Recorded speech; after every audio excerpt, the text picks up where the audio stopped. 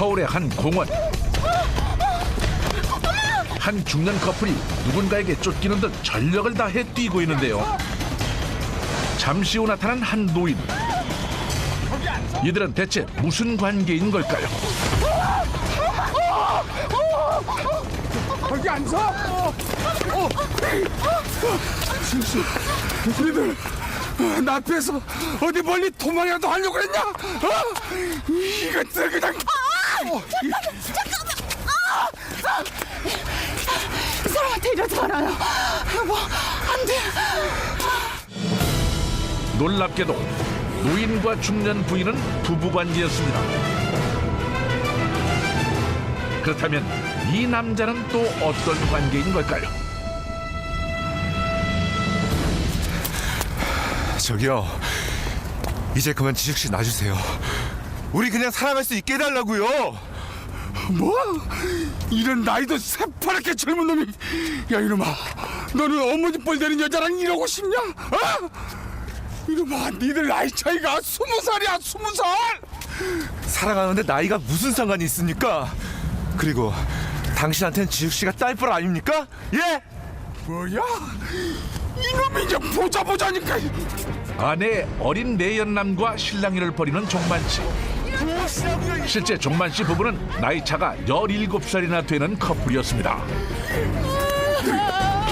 종만 씨는 지금의 상황이 너무나 억울하기만 한데요. 그런데 그때 저 혹시 유종만 박사님 아니세요? 예? 맞죠? 그 TV에 나오신. 평소 잦은 TV 출연으로 명성이 알려진 종만 씨. 그를 알아본 행인들에게 졸지에 망신을 당한 겁니다.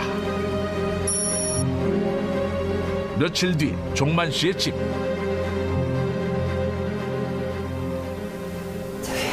여보, 내가 사랑하는 사람이라고 했잖아. 야, 너 아직도 그놈 편드는 거냐? 응? 나 당신한테 할 만큼 다 했어. 이제 나 좀 놔줘. 아주 미쳤구나. 내 제자들보다 어린 놈하고 바람을 피더니 눈에 뵈는 게 없냐? 내가 니들 때문에 얼마나 괴로운 줄 알아?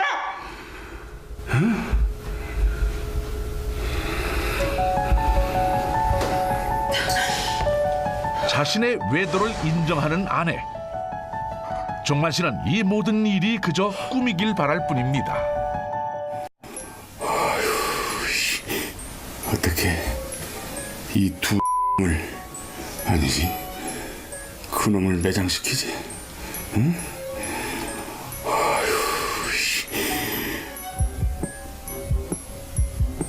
그래, 그거야. 자신을 배신한 아내 내연남에게 복수를 하고픈 종만 씨. 결국 내연남의 직장 홈페이지에 그의 불륜 사실을 폭로했는데요.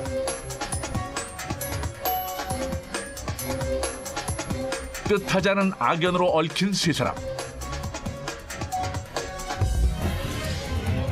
과연 이들에게 무슨 일이 벌어졌던 걸까요?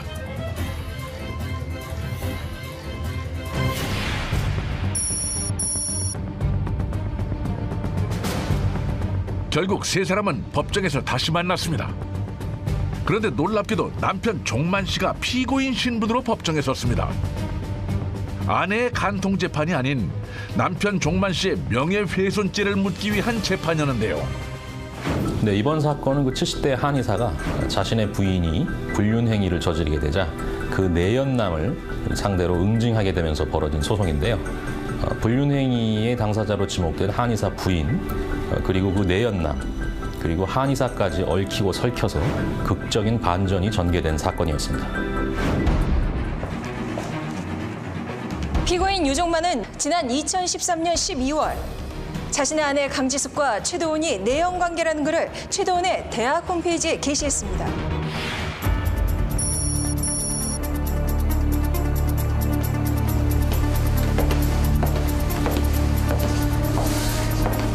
이번 소송의 고소인이자 가장 큰 피해자인 최도훈은 장래가 촉망받는 유망한 인재였습니다.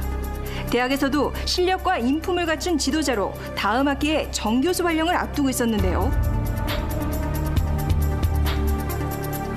피고인 유종만이 폭로한 글로 최도훈은 엄청난 피해를 입었습니다.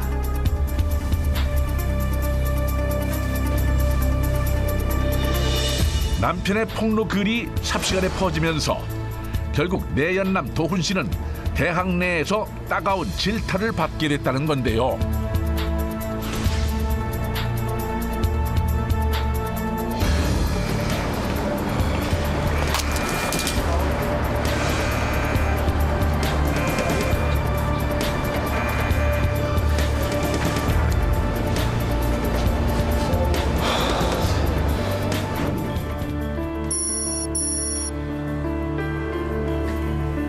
결국 피해자 최도훈은 휴직계를 제출했습니다. 문제는 이 일로 최도훈의 가정 역시 파탄 지경에 이르렀다는 겁니다.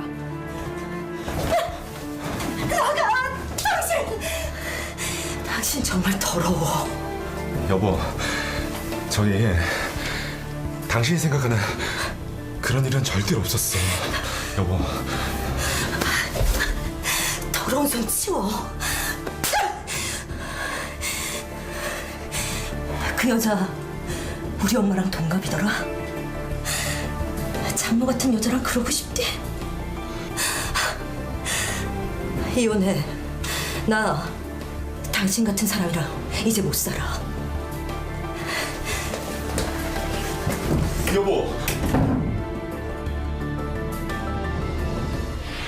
이번 사건의 가장 큰 문제는 이 모든 일이 피고인 유종만의 잘못된 판단하에 이뤄진 일이라는 겁니다. 최도훈은 피고인의 아내 강지숙과 내연관계가 아니라는 거죠. 최도훈이 내연남이란 오명을 썼다는 검찰 측의 주장. 과연 사실인 걸까요? 피고인은 허위 사실을 유포해 피해자의 명예를 심각하게 훼손시키고 이로 인해 막대한 손해를 입혔습니다. 이에 피고인에게 허위 사실에 의한 명예훼손죄의 책임과 정보통신망법상의 명예훼손에 따른 책임을 엄히 물어야 할 겁니다.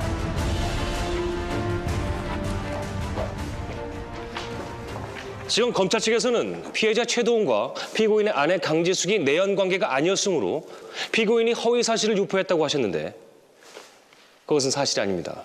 두 사람이 내연관계였다는 명백한 증거가 있습니다.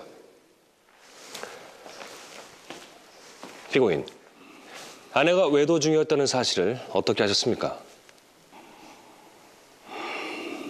아내와 결혼해서 산 지 35년이 됐습니다. 그 사람 눈빛만 봐도 알 수가 있습니다.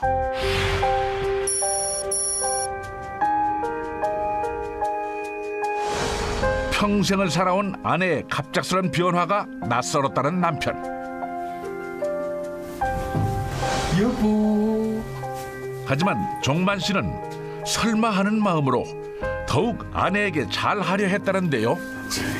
그게 아니고 내가 그동안 당신한테 너무 무심했던 것 같아서 그래.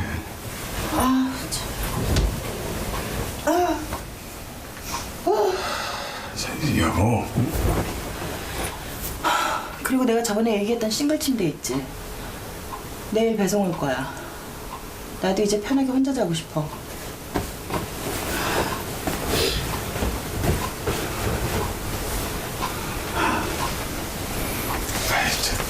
여보, 응? 여보, 응? 여보. 어딜 들어와?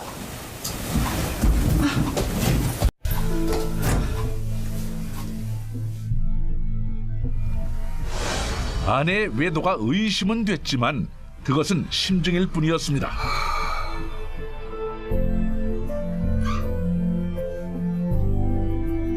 결국 남편 종만 씨는 확실한 증거를 잡기로 했는데요. 아내의 휴대전화를 몰래 확인한 남편. 그런데 그것은 그야말로 판도라의 상자였습니다.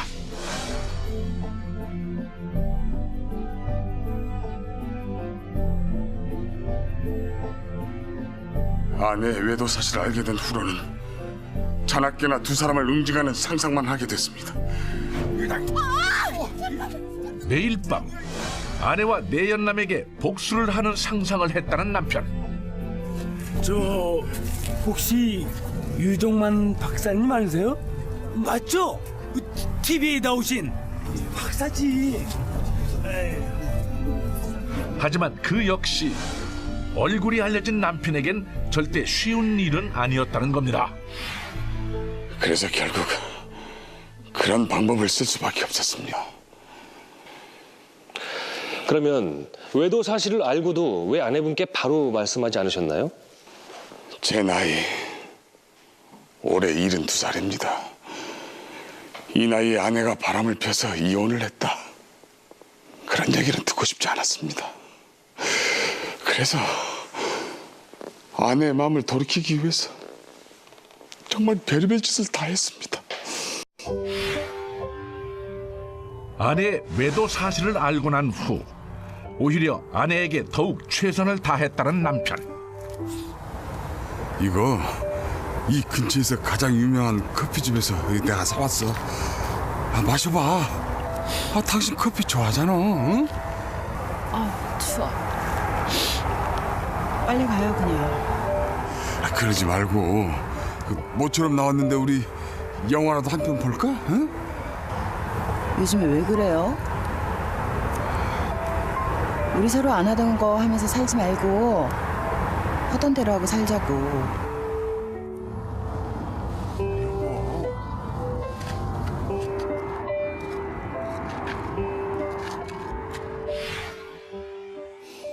나한텐 찬바람 쌩쌩 불더니 그놈한테 문자질 할 때는 마치 세상이라도 얻은 것처럼 그런 표정이더라고요.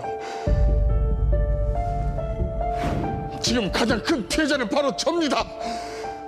평생을 함께 살아온 배우자한테 배신당한 상처는 정말 당해보지 않은 사람은 그거 상상도 못합니다.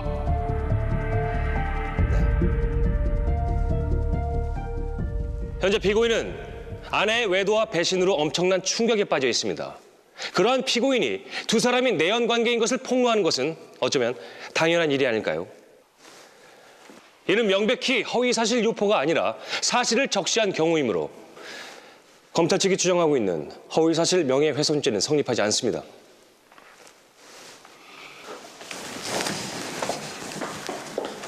두 사람의 관계가 어떠하든 피고인의 행동으로 피해자는 엄청난 명예훼손을 당했습니다. 이는 엄한 처벌을 받아야 마땅합니다. 피고인, 그렇게 증거가 명백했다면 피해자를 직접 찾아가서 해결을 봤어야 하는 거 아닌가요? 왜 굳이 당사자가 아닌 제3의 인물들에게까지 이 사실을 알려서 피해자에게 막대한 피해를 입힌 거죠? 당연히 만나고 싶었죠. 그래서 여러 번 찾아갔는데 만날 수가 없었습니다. 아니, 만나주진 않았던 거겠죠.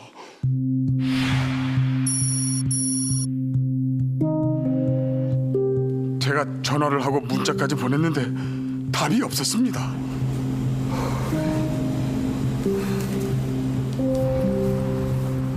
결국 남편은 내연남을 직접 만나기 위해 그의 직장인 학교에까지 찾아갔다는데요. 하지만 번번이 그와의 만남은 이루어지지 않았다는 겁니다. 의도적으로 절 피하는 것 같았습니다. 뭔가 캥기는 게 있으니까 그렇겠죠. 지금 가장 큰 피해자는 전데 왜 제가 저 사람들 입장을 봐줘가면서 응징을 해야 합니까? 예? 피고인, 아내와 피해자 최도훈의 불륜 현장을 직접 목격하신 적이 있습니까? 직접 보지는 못했지만 증거가 분명하지 않습니까? 분명 갈 때까지 간 게 확실합니다. 피고인이 말하는 증거는 오로지 아내분이 보낸 문자 메시지와 메일뿐입니다. 그거 가지고 어떻게 확신을 할 수 있는 거죠? 성급한 판단이었다는 생각은 안 하십니까? 검찰 측에선 자꾸 두 사람이 내연 관계가 아니었다고 주장을 하시는데요. 재판장님, 본 사건의 당사자인 강지숙 씨를 증인으로 신청합니다. 채택합니다. 사건의 핵심 인물인 아내가 증인으로 법정에 섰습니다. 과연 그녀는 어떤 증언을 하게 될까요? 증인, 피해자 최도훈 씨 잘 알고 계시죠? 네, 언제 처음 만나신 거죠? 2년 전에 처음 만났습니다.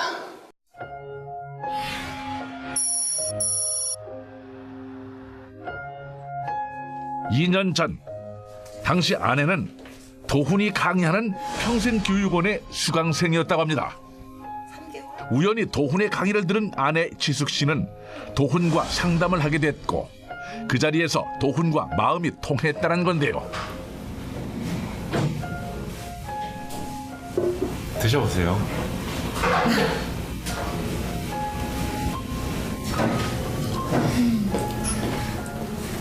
제 명함이에요. 언제든지 도움 필요하시면 연락 주시고요. 먼저 연락처를 주고 만나자고 한 건 그 사람이었어요.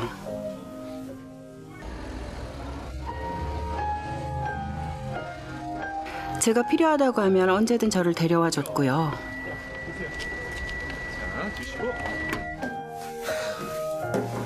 그리고 제가 만든 반찬을 가장 좋아해서 제가 늘 그 사람 집에 반찬을 해다 줬어요.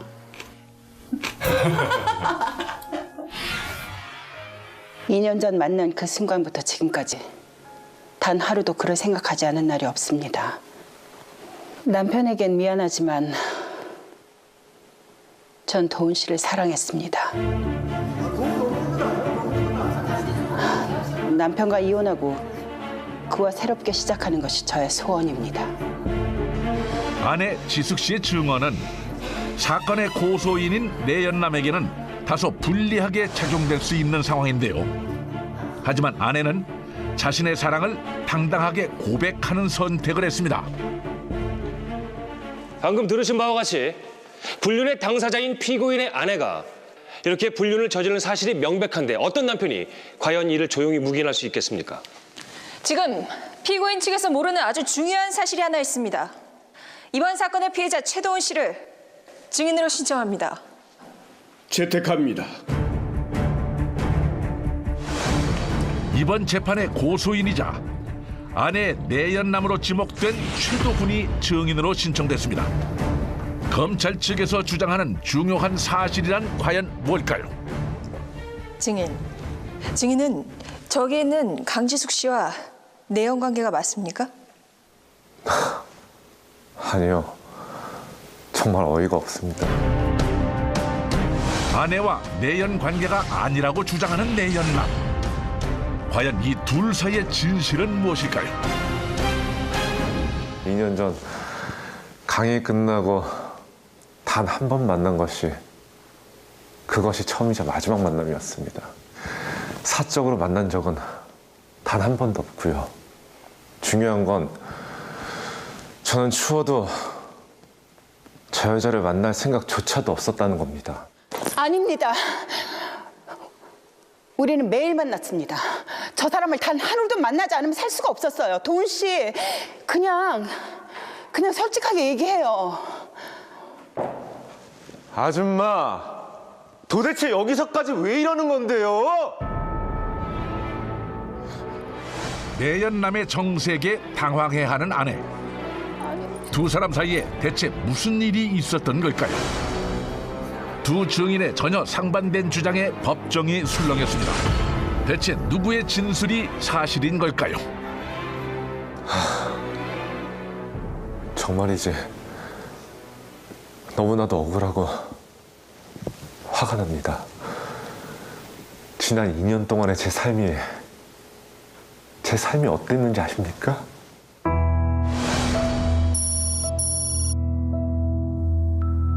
처음에는 정말 황당하기도 하고 어이도 없고 도대체 이분이 왜 이러나 싶었습니다.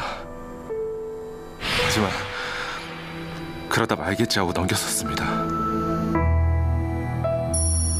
지숙의 일방적인 구애 메일을 받고 며칠 후 도훈 씨에게 믿지 못할 일이 벌어졌다고 하는데요. 대체 무슨 일이었을까요?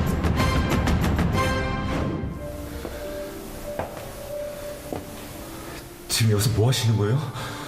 예? 놀랍게도 피고인의 아내 강지숙이 최도훈의 차에 몰래 타고 있었다는 겁니다. 나와요. 어서 나와요. 아니, 도대체 나한테 왜 이러는 건데요? 보고 싶었어요, 도훈 씨. 나하고 좀 만나줘요. 얘기 좀 해줘요.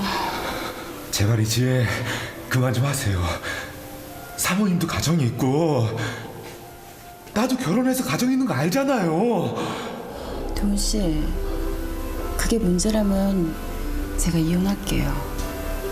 이혼하고 먼저 기다릴 테니까 도훈 씨 나중에 이혼해도 되잖아요.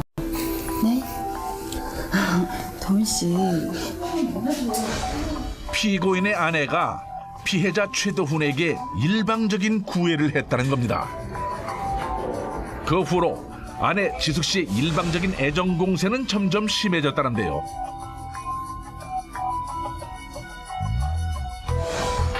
피해자 최도훈 역시 그 때문에 무척이나 힘들었다고 합니다.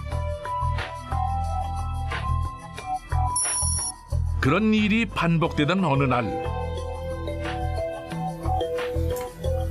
피해자의 눈을 의심하게 하는 충격적인 일이 벌어졌다고 합니다.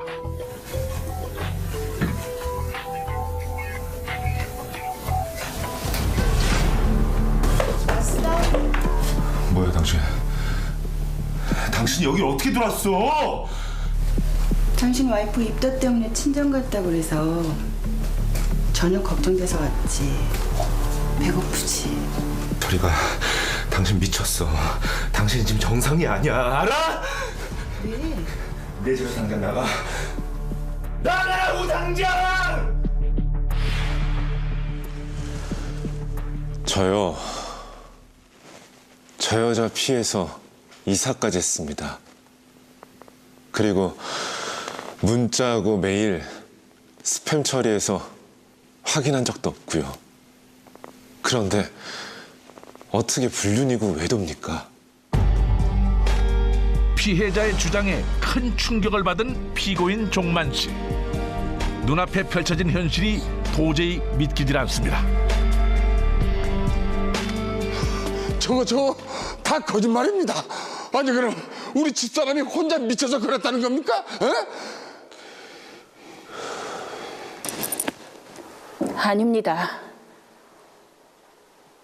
도훈 씨도 저 사랑하는 거 맞습니다. 저 사람 눈빛 보면 알아요. 그리고 도훈 씨는 밤마다 제 꿈속에서 나타났습니다. 그건 도훈 씨가 절 그만큼 사랑한다는 거고요. 아줌마, 내가 왜 아줌마 꿈까지 책임을 져야 되는데? 그리고 조금 전에도 내가 말했다시피 문자, 메일, 스팸 처리해서 나는 당신한테 답장 한 번 한 적도 없다고! 그건 도훈 씨가 바쁘니까 그런 거죠. 전 그런 거 다 이해해요. 그냥 내 마음만 받아주면 돼요.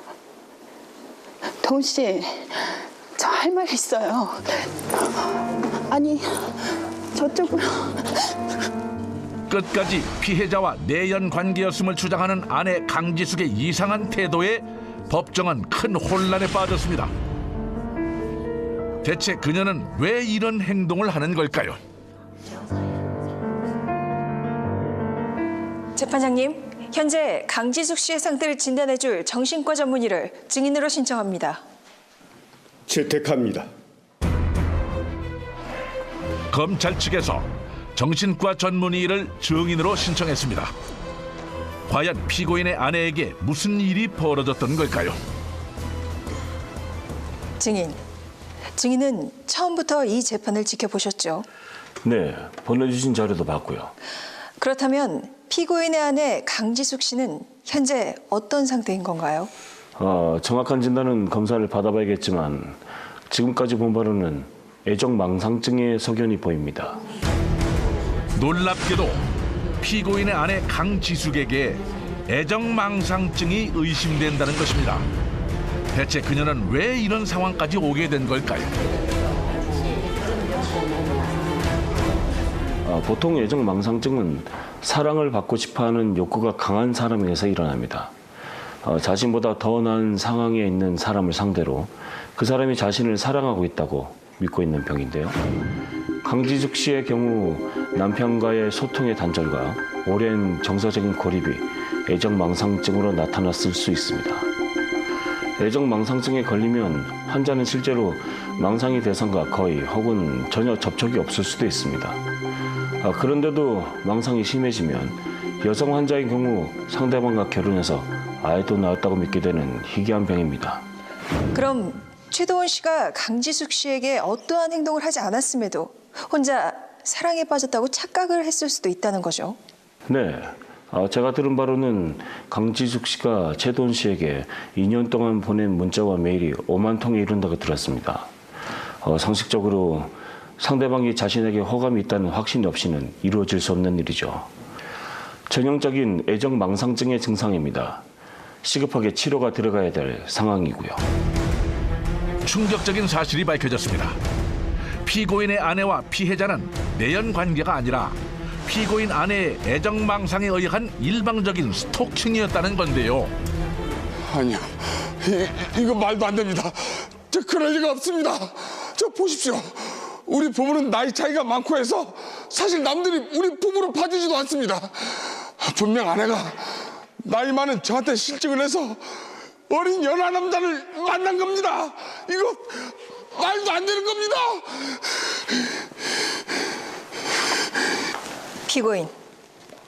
피고인이라도 현실을 똑바로 보세요.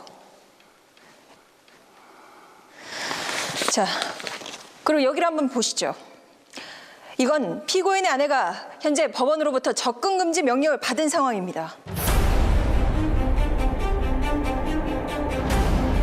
피고인의 아내가 피해자 최도훈을 스토킹했다는 명백한 증거가 밝혀졌습니다.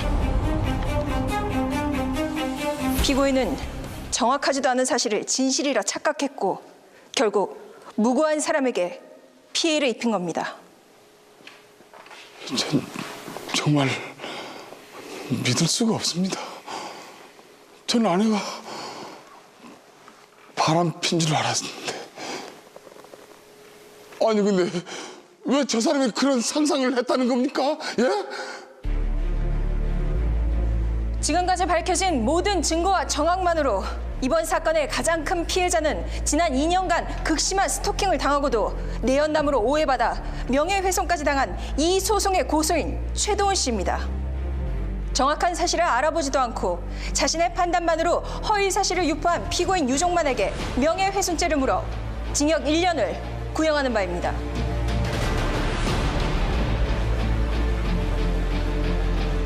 이번 사건에서 피고인이 진실이든 허위 사실이든 피해자의 명예를 실추시킨 점은 인정을 합니다. 하지만 35년을 함께 살아온 아내의 외도 정황으로 피고인이 겪었을 정신적 충격에 대해서 다시 한번 헤아려 주시기 바랍니다. 재판부에 선처 부탁드리겠습니다. 아내의 외도를 의심한 노년의 남편과 내연남이란 치명적인 오명을 쓴 억울한 피해자. 세 사람의 엇갈린 악연에 재판부는 어떤 판결을 내릴까요? 판결하겠습니다. 본 사건은 피고인이 자신의 아내와 피해자와의 관계를 불륜으로 의심하는 것으로부터 시작되었다. 그러나 피해자는 그동안 피고인의 아내가 보낸 5만여 통의 메일과 문자 메시지를 스팸으로 처리하여 보지 않았고, 피고인의 아내는 일방적인 스토킹으로 접근 금지 명령까지 받은 사실이 확인되었다. 고로 피고인은 자신의 아내와 피해자와의 관계를 오해하여 결국 무고한 사람의 명예를 훼손한 것이다. 법률상 허위사실 유포에 대한 가중처벌이 적용되는 사안이지만은 피고인이 두 사람의 분리를 오해를 할 수밖에 없었던 상황을 감안하여 피고인에게 벌금 500만 원의 형을 내린다. 결국 남편은 섣부른 오해에 대한 책임을 지게 됐습니다. 내연남으로 오해받았던 피해자 역시 그 오명을 벗게 됐는데요. 동씨, 내가 얼른 이혼하고 갈게요. 나 기다려줄 수 있죠? 아줌마! 이 손 좀 놔요 좀! 예? 동씨, 교도소를 가야 정말로 정신 차리겠습니까? 아줌마 제정신 아니라고 판결까지 다 났어. 동씨, 뭐 하냐고. 난 얘기 좀 한번 들어봐요. 동씨, 동씨. 여전히 아내는 현실을 인정하지 못했습니다. 모두를 아프게 한 그녀의 위험한 사랑은 과연 어떤 결말을 맞게 될까요? 재판이 끝난 후에도 그 한의사 부인이 그 내연남으로 지목된 자를 쫓아다닌 행위는 별도로 조사를 받고 이제 처벌되게 되는데요. 그러니까 스토킹 범죄를 우리나라는 명시적인 어떤 별도의 법령에 규정하지 않고 그냥 경범죄 중에 하나 정도로만 처벌되고 있기 때문에 처벌 수위가 좀 약하다고 볼 수 있겠습니다. 하지만 뭐 이 한의사 부인의 행위가 뭐 경범죄를 지나쳐서 정신적인 고통을 주는 경우에는 협박죄나 뭐 강요죄까지가 적용될 수 있겠습니다.